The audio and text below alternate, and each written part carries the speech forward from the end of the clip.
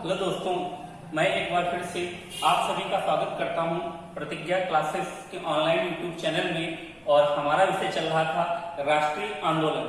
तो राष्ट्रीय आंदोलन के हमने दो वीडियो आपको प्रोवाइड किए थे, जिसमें से पहले वीडियो में हमने चर्चा की थी कि किन कारणों की वजह से हम भारतीयों के मन में राष्ट्रवाद की भावना उत्पन्न हुई, जबकि दूसरे वीडियो में हमने चर्चा की थी कांग्रेस के कुछ वार्षिक अधिवेशनों की, कांग्रेस की स्थापना की।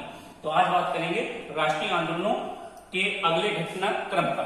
तो अगर बात करें राष्ट्रीय आंदोलनों की, तो राष्ट्रीय आंदोलनों की शुरुआत 1885 में हुई थी, जो 1947 तक चली थी। इन्हीं राष्ट्रीय आंदोलनों के घटनाक्रम को हम भारतीय इतिहास में 3 चरणों में बांटकर पढ़ते हैं। प्रारंभिक, जो 1885 से लेकर 1905 तक जो चरण आता है, इसे कहते हैं उदारवादी युग। 1905 से लेकर 1919 तक का जो समय है, ये कहलाता है उग्रवादी युग। और 1919 से लेकर 1947 तक का जो चरण आता है, जो काल आता है, ये कहलाता है गांधीवादी युग। तो हम भारतीय इतिहास को, अर्थात जो राष्ट्रीय आंदोलन है, उनको 3 चरणों में बांटकर पढ़ते हैं। 1885 से 1905 उदारवादी युग, 1905 से लेकर 1919 उग्रवादी युग, और 1919 से लेकर 1947 गांधीवादी युग। तो आज बात करते हैं उदारवादी युग, जो हमारे राष्ट्रीय आंदोलन का प्रथम चरण माना जाता है। तो बात करते हैं ये उदारवादी युग क्यों कहलाया, क्या कारण थे। तो प्रारंभ में हम इसे नहीं कह सकते थे कि ये उदारवादी है या ये उग्रवादी है, लेकिन 1905 तक आते आते ये प्रतीत होने लगा था कि कांग्रेस में 2 ग्रुप हैं। एक पढ़े लिखे युवा नौजवान लड़के जो कांग्रेस के सदस्य थे, और दूसरे जो कांग्रेस के प्रारंभिक सदस्य थे, अर्थात वृद्ध लोग। अगर देखा जाए तो 1905 के बाद ये दिखने लगा था कि कांग्रेस में 2 ग्रुप हो गए हैं, एक युवाओं का और एक वृद्ध का, और इनकी मनोवृत्ति भी अलग थी। क्योंकि वृद्ध लोगों की जो मनोवृत्ति थी वो अनुनय विनय की थी, जबकि युवाओं की जो प्रवृत्ति थी वो अनुनय विनय की नहीं थी। वृद्ध लोगों का कहना था कि बेकार में ब्रिटिश प्रशासन पर दबाव मत बनाइए, अगर किसी भी प्रकार की समस्या है तो ब्रिटिश प्रशासन से कहिए, उनसे अनुनय विनय करिए, और ब्रिटिश प्रशासन हमारी समस्या का समाधान करेगा। जबकि युवाओं का मानना था कि ब्रिटिश प्रशासन हम पर शासन करता है, तो ये उसका दायित्व बनता है कि वह हमारी सारी समस्याओं का समाधान करे। और जिसके अंतर्गत ये लोग कहते थे कि हम अपनी समस्या लेकर ब्रिटिश प्रशासन के पास जाएंगे, उसको अपनी समस्या बताएंगे, और दूसरे दिन जब जाएंगे तो पूछेंगे, भैया जो कल हमने बताया था उसका क्या हुआ। और अगर ब्रिटिश प्रशासन कहेगा कि आपकी समस्या का समाधान नहीं हुआ है, तो पहले 2 कान के नीचे बजाएंगे, उसके बाद आएंगे। अर्थात इनकी प्रवृत्ति अनुनय विनय की नहीं थी। इसी बात को लेकर युवाओं और वृद्धों में मतभेद रहता था। वृद्ध लोग कहते थे कि समस्या हमारी है, तो हम अपनी समस्या को लेकर जाएंगे, जरूरत पड़ी तो दोबारा जाएंगे, तीसरी बार जाएंगे, और अगर कभी पूरी नहीं हुई तो 1 बार 1000 बार जाएंगे, क्योंकि समस्या हमारी है और हम ब्रिटिश प्रशासन पर दबाव नहीं बना सकते हैं, और एक ना एक दिन ब्रिटिश प्रशासन हमारी समस्याओं का समाधान करेगा। इसीलिए युवाओं ने इन वृद्ध लोगों की प्रवृत्ति को कहा था कि ये भिक्षावर्ती है, अर्थात जो वृद्ध हैं वो अंग्रेजों से भीख मांगते हैं। तो इन्हीं सब बातों को लेकर युवा और वृद्ध में मतभेद रहता था, और इसीलिए 1905 के बाद कांग्रेस में युवाओं का दबदबा हो गया था। इसीलिए इसे कहते हैं उग्रवादी युग, और 1905 के पहले वाले काल को कहते हैं उदारवादी युग। तो बात करते हैं उदारवादी युग के अंतिम चरण में और उग्रवादी युग के प्रथम चरण में एक जो घटना घटित हुई उसके बारे में चर्चा करते हैं। वो घटना कौन थी? तो बंग भंग, या इसी को कहते हैं बंगाल विभाजन, या इसी को कह सकते हैं स्वदेशी आंदोलन। ये कब हुआ? तो 1905। तो क्या है बंग भंग, बंगाल विभाजन और स्वदेशी आंदोलन, तो इस पर चर्चा करेंगे। अगर बात करें बंगाल की, तो बंगाल उस समय अंग्रेजों का सबसे बड़ा प्रांत हुआ करता था। अगर बात करें बंगाल के भौगोलिक स्वरूप की, तो वर्तमान का बांग्लादेश इसी में शामिल था, पश्चिम बंगाल इसी में शामिल था, और इसी में शामिल था उड़ीसा का कुछ हिस्सा।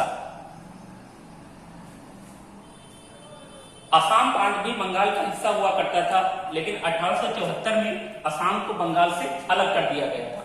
तो बंगाल, बांग्लादेश, पश्चिम बंगाल और उड़ीसा का कुछ हिस्सा शामिल था बंगाल में। और बंगाल उस समय का सबसे बड़ा प्रांत था अंग्रेजों का और भारतीयों का। और इसी बंगाल में कुछ पढ़े लिखे युवा थे, नए नौजवान लड़के, जिनकी वजह से इसी बंगाल में पनप रही थी राष्ट्रवाद की भावना। तो राष्ट्रवाद की सर्वाधिक भावना बंगाल में ही पनप रही थी। और पढ़े लिखे जैसे सुरेंद्रनाथ बनर्जी, कर्ण कुमार मित्र, रविन्द्रनाथ टैगोर, बंकिम चंद्र चटर्जी, तो इन सभी का प्रमुख नाम आता है। तो इन लोगों की वजह से बंगाल में राष्ट्रवाद की भावना सर्वाधिक प्रबल रूप ले रही थी। और इसी सबको देखकर तत्कालीन वायसराय लॉर्ड कर्जन को लगा कि अगर इस राष्ट्रवाद की भावना को नहीं दबाया गया तो ये ब्रिटिश प्रशासन के लिए नासूर बन सकती है। और लॉर्ड कर्जन को लगा कि हमें राष्ट्रवाद की भावना को दबाना चाहिए। अगर देखा जाए बंगाल की, तो बंगाल सबसे बड़ा प्रांत था और इसमें दो धर्मों के लोग रहते थे, हिंदू और मुस्लिम। अगर देखा जाए तो हिंदू और मुस्लिम दोनों का अनुपात बराबर था। एक भौगोलिक क्षेत्र हिंदू बाहुल्य क्षेत्र था, दूसरा भौगोलिक क्षेत्र मुस्लिम बाहुल्य क्षेत्र था। तो लॉर्ड कर्जन को लगा कि क्यों ना जो ये बंगाल है इसका विभाजन कर दिया जाए, और जिससे राष्ट्रवाद की भावना को दबा जा सकता है। और इसीलिए 1903 में इसने बंगाल विभाजन का प्रस्ताव रखा, अर्थात बंगाल विभाजन की योजना बनाई। लेकिन जैसे ही इसने बंगाल विभाजन की योजना बनाई तो इसका विरोध किया गया सुरेंद्रनाथ बनर्जी द्वारा, रविन्द्रनाथ टैगोर द्वारा, बंकिम चंद्र चटर्जी द्वारा, और जिसके कारण ये बंगाल का विभाजन 1903 में नहीं कर पाया। लेकिन इसको लगा कि अगर बंगाल का विभाजन नहीं कर पाएंगे तो भारतीयों को लगेगा कि जो ब्रिटिश प्रशासन है वो भारतीयों से डरता है। और इसी के चलते इसी लॉर्ड कर्जन ने अपनी योजना पर कार्य करते हुए 19 जुलाई 1905 को केंद्रीय असेंबली में अंग्रेजों की सर्वसम्मति से भैया बंगाल विभाजन का प्रस्ताव पारित कर दिया। और इसी प्रस्ताव को 16 अक्टूबर 1905 को पूरे भारत में लागू कर दिया गया, अर्थात बंगाल का विभाजन कर दिया गया। बंगाल के दो टुकड़े करे गए, एक बनाया गया बंगाल और दूसरा बनाया गया पूर्वी बंगाल। अगर देखा जाए तो इसने बंगाल की राजधानी रखी कलकत्ता और पूर्वी बंगाल की राजधानी रखी ढाका। जो कलकत्ता था ये बंगाल था, ये हिंदू बाहुल्य क्षेत्र था, और जो ये ढाका था ये मुस्लिम बाहुल्य क्षेत्र था।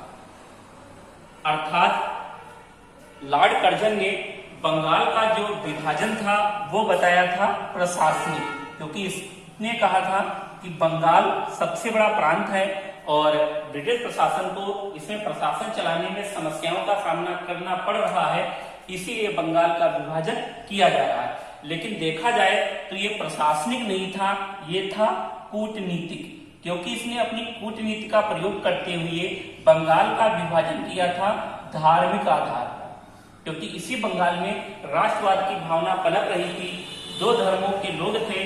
तो इसको लगा कि क्यों ना बंगाल को धार्मिक आधार पर तोड़ दिया जाए और हिंदू मुस्लिम को आपस में लड़ाया जाए, फूट डालो राज करो की नीति का पालन करते हुए भारतीयों पर राज किया जाए और राष्ट्रवाद की भावना दबा दी जाए। अर्थात इसने राष्ट्रवाद की भावना दबाने के लिए बंगाल का विभाजन किया था धार्मिक आधार पर, लेकिन ये इसी पर उल्टा पड़ जाता है।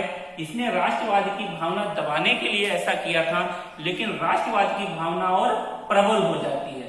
अर्थात कह सकते हो कि लॉर्ड कर्जन जो है उत्प्रेरक का कार्य कर गया, मोटिवेटर का कार्य कर गया, क्योंकि ये करना चाहता था अंग्रेजों का भला, लेकिन हो गया अंग्रेजों का बुरा। कैसे हुआ कि जिस दिन बंगाल विभाजन किया गया, 16 अक्टूबर को लागू किया गया, इसी दिन बंगाल के उभरते पढ़े लिखे व्यक्ति रविंद्रनाथ टैगोर ने इस दिन शोक दिवस मनाए जाने की घोषणा की और एक दूसरे को राखी बांधकर भाईचारे का संदेश दिया। कहा कि पूरे बंगाल और बंगाल के लोग अर्थात हिंदू मुस्लिम लोग एक दूसरे को राखी बांधेंगे, भाईचारे का संदेश देंगे, और कहा कि जब तक बंगाल विभाजन रद्द नहीं होता है हम प्रत्येक वर्ष 16 अक्टूबर को क्या मनाएंगे, शोक दिवस मनाएंगे। और अपना प्रसिद्ध गीत अमर सोनार बांग्ला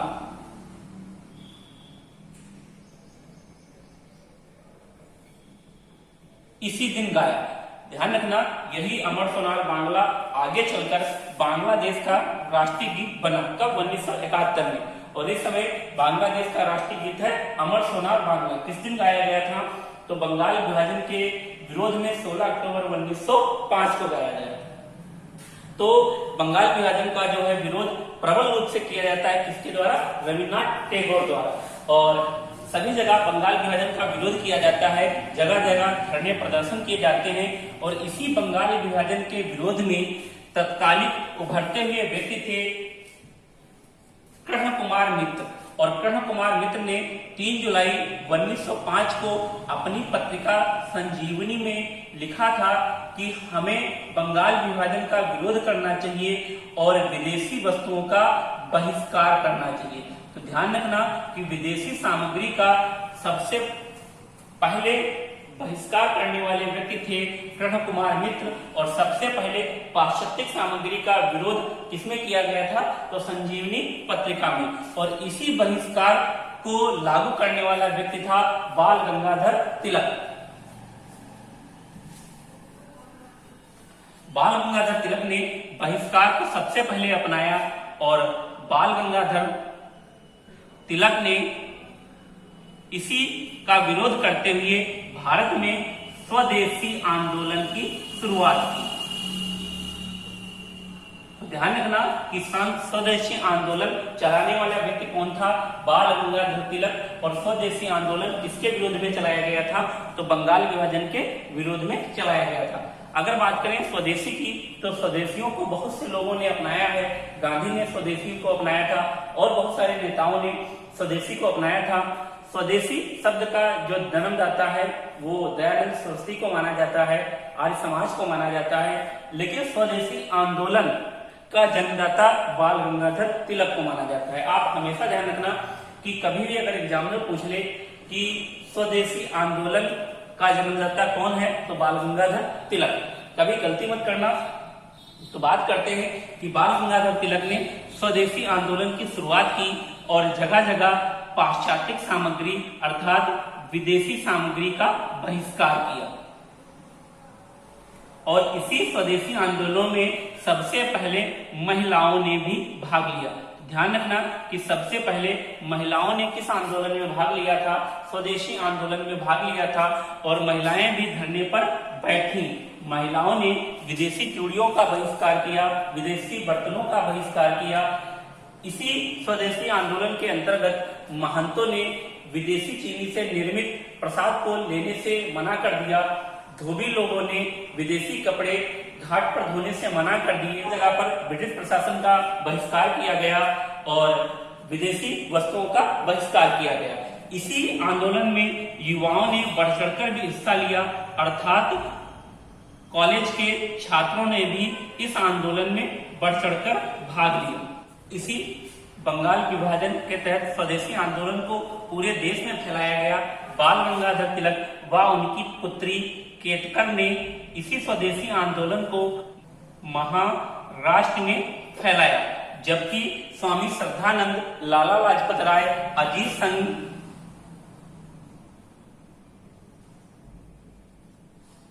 बाद में इसे उत्तर प्रदेश व बिहार में फैलाया, जबकि हैदर अली रजा के प्रयास से इसे दिल्ली ले जाया गया, जबकि स्वामी सुब्रमण्यम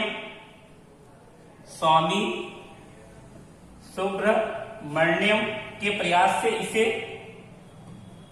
मद्रास ले जाया गया। और इस आंदोलन में सबसे ज्यादा जो रुचि दिखाई वो युवा लोगों ने दिखाई।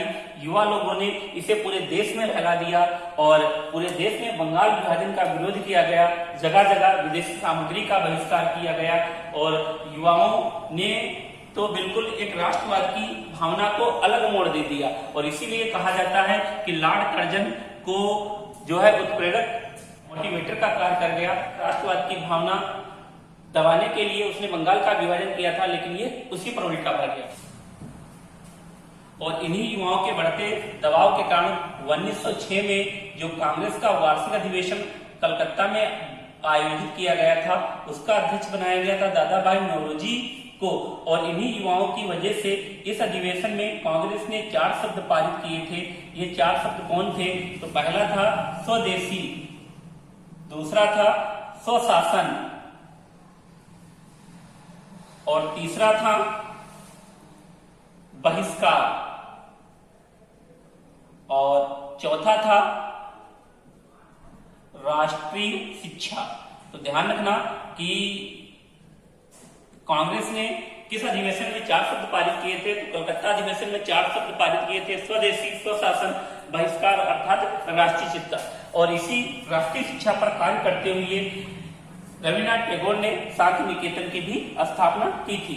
और इसी समय 1906 में राष्ट्रीय शिक्षा आयोग की भी स्थापना की गई थी।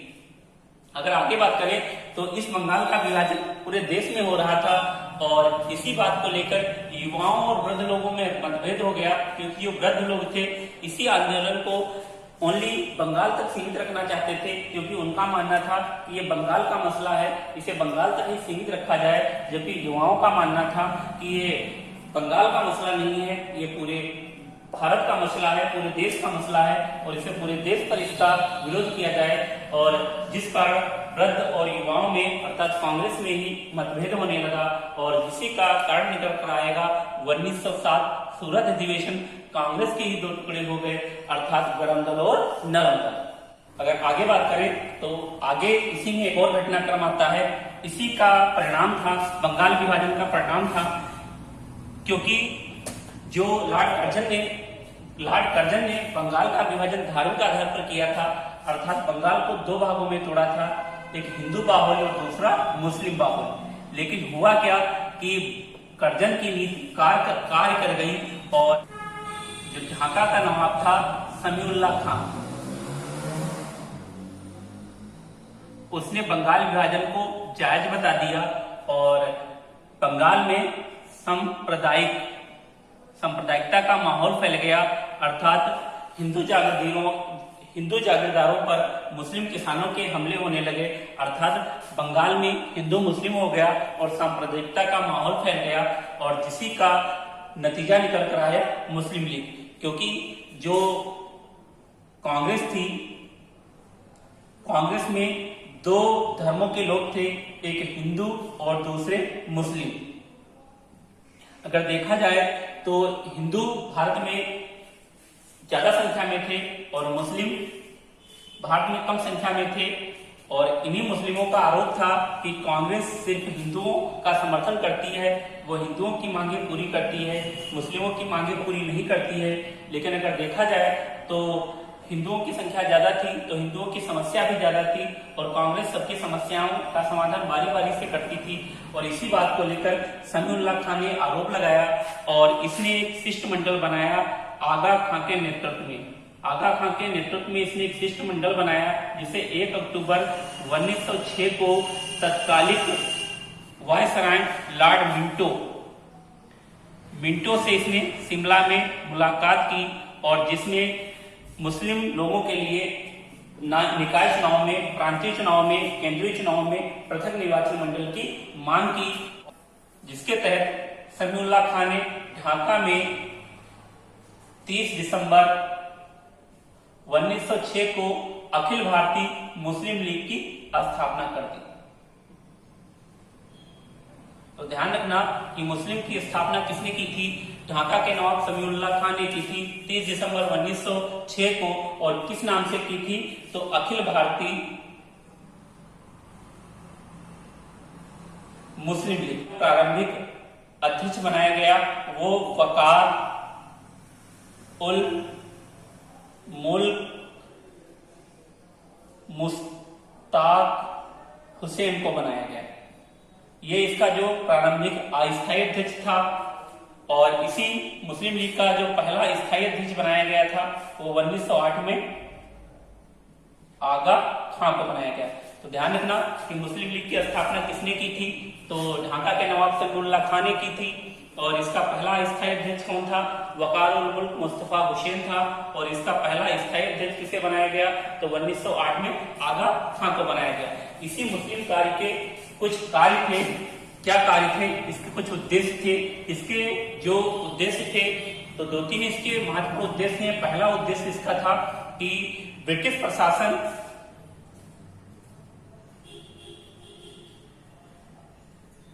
के हितैषी बने रहना।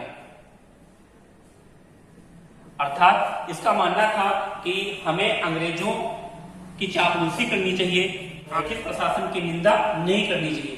और दूसरा था कि कांग्रेस का विरोध करना। अर्थात जो कांग्रेस की नीतियां हैं उनको विरोध करना, कांग्रेस की योजनाओं को विफल करना और ब्रिटिश प्रशासन के तलवे चाटना। अगर देखा जाए तो कि मुस्लिम लीग कांग्रेस का कोई विभाजन नहीं थी, क्योंकि ये गैर कांग्रेसियों द्वारा निर्मित पार्टी हुई थी और इसमें कोई भी कांग्रेसी नेता शामिल नहीं था। अर्थात गैर कांग्रेसियों की पार्टी थी, इसीलिए मुस्लिम लीग कांग्रेस का विभाजन नहीं थी। ये अलग नेताओं ने मिलकर बनाई थी और इसका संस्थापक था समीउल्लाह खान, ढाका का नवाब। तो आगे इसी के बारे में रोचक तथ्य बताते रहेंगे। आप लोगों को अगर हमारा वीडियो अच्छा लगे तो अपनी प्रतिक्रिया जरूर दीजिए। अगर किसी प्रकार की कोई समस्या आ रही है तो ये हमारा नंबर है 83 18 57 90 22। इस पर कांटेक्ट करिए और अपनी समस्या बताइए, उसका समाधान किया जाएगा।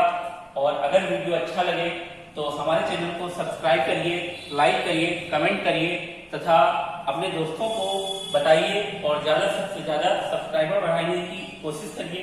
धन्यवाद।